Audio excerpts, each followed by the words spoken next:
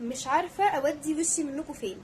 عارفين بقى لما تصرفوا فلوس قد كده في حاجات ما تستاهلش وفي الاخر تطلع معفنه وسيئه للغايه؟ ده اللي حصل معايا لما جبت ايفا فيتامين سي، المفروض ان هو تركيزه 15%.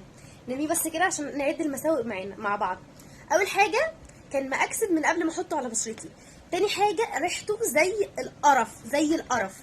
تالت حاجه بجد سعره ما كانش رخيص خالص. طبعا اي حاجه، اي فيتامين سي احنا عارفين طبعا ان اسعارهم غاليه، وده ان دل على شيء يدل ان مش شرط الحاجه الغاليه تبقى حلوه. والدليل ان انا عملت، بصوا كده بس معايا، وصفه للضوافري ب 15 جنيه او اقل من 15 جنيه، وقوت الضوافر وطولتها وخلت شكلها حلو.